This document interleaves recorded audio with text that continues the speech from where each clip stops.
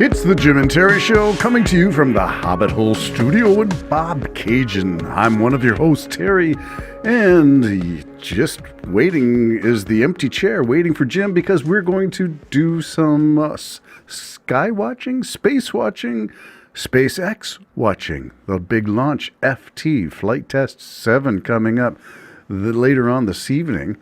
About 5 o'clock, I think 4 o'clock is the launch time. And Jim will be coming over just before that. And we're trying to do some podcasts and get ready for that watching. 3 monitors all set to 3 different stations. One of them will be SpaceX. The other will be probably What About It with Felix Schlang. And the other one will probably be, one of the other ones, Marcus House, or one of the others, the Everyday Astronaut. We'll find a third one for the third screen, and we flip between each one, usually following SpaceX camera and feed. Once we get close to the launch and into the launch, the pre-game warm-up, we usually use one of the other channels. But that's later on today. So I'm doing a solo podcast, catching up on a few things that are interesting to me. And I'm going to start with this clip from a fellow on YouTube whose name is Tennessee Brando.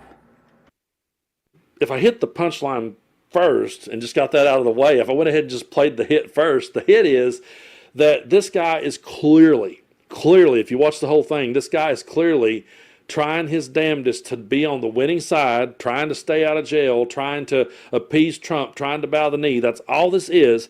And now if you want to bow the knee to Trump, the place to do it is you go on Joe Rogan. Because Joe Rogan is now the mouthpiece of MAGA, and he's the place that people goes to try to make themselves look normal and try to same wash the entire thing. Also, I do want to let people know that I watched Joe Rogan for years, and I remember a time when Joe Rogan was a much more reasonable dude. I remember a time when he interviewed Candace Owens, and she started talking about not believing in climate change. Joe came in like, wait a minute, you don't believe in that, really? He used to be a more reasonable person, but as time went on, he just began to cater more and more to that MAGA crowd. And now, when someone needs to be sane-washed or normalized, they go on Rogan, and he sits there, and he does have a way of talking to people. He's not a combative interviewer. He doesn't try to combat Mark Zuckerberg in this. It's not like they have these big heated arguments. That's not Joe's style at all. He just sits there and has what appears to be, and what can kind of dupe people in. Well, they had a reasonable conversation. Okay, let's stop it there and just get an idea of the context. So it's Mark Zuckerberg on Joe Rogan, and the interviewer, in this case it's Tennessee Brando, gives us an impression of what it was like and why people even Trump rushed to go to Joe Rogan. And the phrase that caught my ear was sane washing. And that's a phrase that I've heard used as people analyze mainstream media and Trump. The message is sane washed, S-A-N-E, meaning normalizing, meaning the guy can say some crazy batshit stuff and it sounds normal because Joe Rogan is an interviewer and does a really good job. Maintains, reasonable voice, reasonable tone, sounds like he's listening, sounds like he's validating and acknowledging. And all of that goes to, it sounds like it's a great interview, but those very things are the things that normalize abhorrent and aberrant behavior.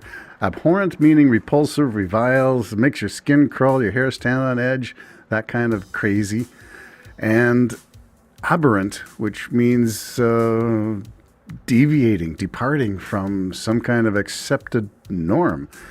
And in this case, interviewers are the ones, the Walter Cronkite, the maintain low tones and talk in a monolith. And yeah, it's when you interview someone who's obviously off the wall saying stuff and you normalize it, you are creating the impression that that's okay. That's normal conversation. That's sane to hold these ideas.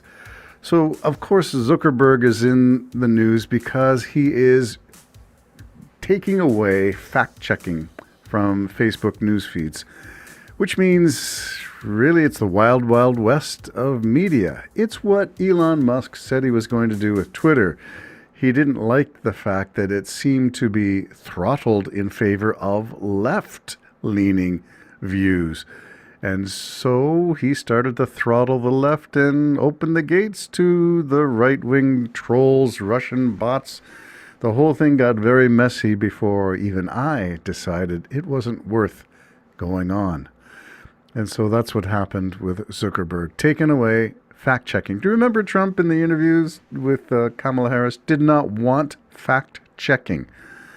If anyone doesn't want whatever they're saying to be fact-checked, that should be a big alarm. That's like a 3-alarm fire. Get out the multiple hoses and the multiple trucks and get the flashing lights running. So that's the story of Zuckerberg and Facebook and what's going on, and it's following in the line of Musk and Twitter. Speaking of Musk, there is some rumor that China wants to sell TikTok to him, and rumors were as well that Kevin O'Leary of Shark Tank fame, not Mr. Wonderful, is in the offing to purchase TikTok as well. So stay tuned for that unfolding story. The media, whoever controls it, will control your mind. Twilight Zone. Yeah, be careful where you get your news. And this is a plug for groundnews.com, where you can get your blind spot checked. And I have a subscription and I use it. And it's a good way of getting some ideas of where your news is coming from, what you click on, you may not be aware of. So they track your clicks, the stories you read, and offer suggestions to you to cover up those places where you may be leaning a little to one side on this argument. Not that all arguments are wrong to be held from a certain point of view. It's just to be aware that when you do hold that view, that is the bias that you are bringing to a conversation.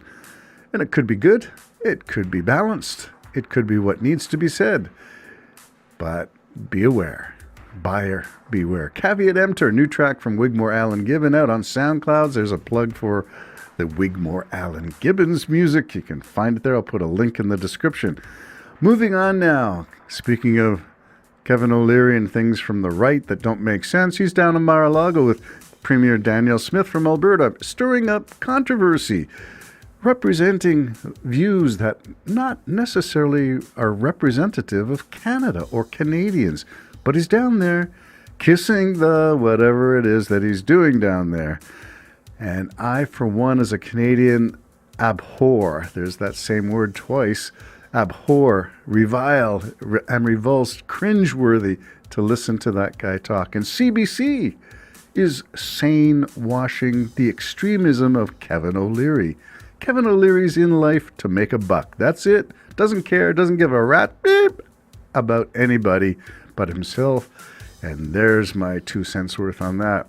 Now I'd like to wrap up with a little segment on the political race for the Liberal leadership now that Trudeau's out. So here's a little clip from the APTN, the Aboriginal People's Television Network, featuring Liberal MP Jaime Batiste. All right. Jaime, thank you so much for speaking with us today. My first question is, we hear that you have announced that you are running for the leader of the Liberal Party following Prime Minister Justin Trudeau's resignation. Can you tell us what made you make the decision to run? Wala in Creaston, and Delby Banim in Jigu, and Haginawadan and Delaware. Thank you, Creaston. I figured the first words out of my mouth should be in Mi'kmaq in this, because this is APTN and I'm a Mi'kmaq speaker.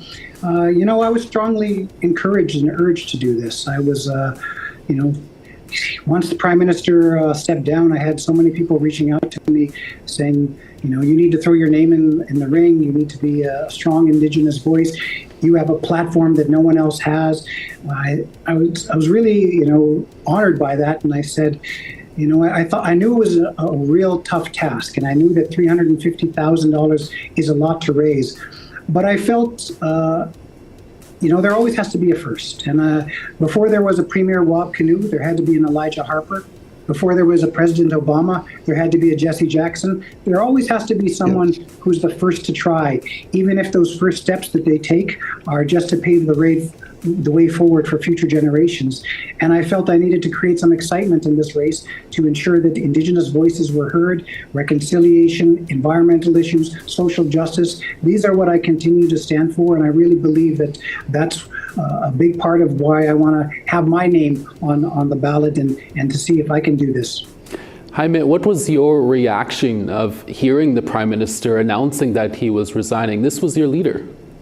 Yeah, I was sad. I thought, and I said this on IPT, and I thought that this Prime Minister will go down in history as probably the best for Indigenous issues. Whenever I spoke to him on Indigenous issues, I really felt he cared. You know, we had the first ever Supreme Court Justice. We have the first ever Indigenous Governor General. We have the first ever Indigenous Language Commissioner. You know, we have so many historic firsts for Indigenous people because of him.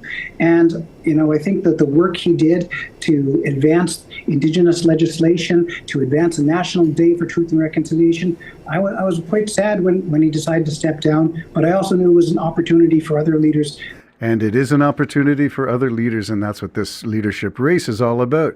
Who's going to step forward? Well, we got some of the regulars. We got Chrystia Freeland. We have young up-and-comer Karina Gould. We have a whole bunch of people who are not only demonstrating competence, but youth as well. So it looks like it will be an interesting race to shape up Canada for the next foreseeable future. And don't forget Mark Carney, whose book Values is one I've written about and podcasted about. Very impressive. And his spiel on Jon Stewart. I'll put a link in the description. If you haven't seen that, it'll make you feel good about being a Canadian. Don't listen to Kevin O'Leary or Daniel Smith or all the other naysayers. Look for the future to be one where competence, expertise, personality, not a two-dimensional cutout figure who gets a makeover, costs you $1 million and still sounds like speeches made in 3 words. Axe the tax. No, you need somebody who can hold their own in the public space. And that isn't coming from the CPC, in my opinion. Call me biased. I am. Progressive, that's me. Jim and Terry Show. We'll be watching the skies later on. There will be a SpaceX rocket launch at 4 p.m. Eastern Daylight Saving Time? Yes, 4 o'clock. Jim will be here. The hot seat will be occupied. Bye-bye for now.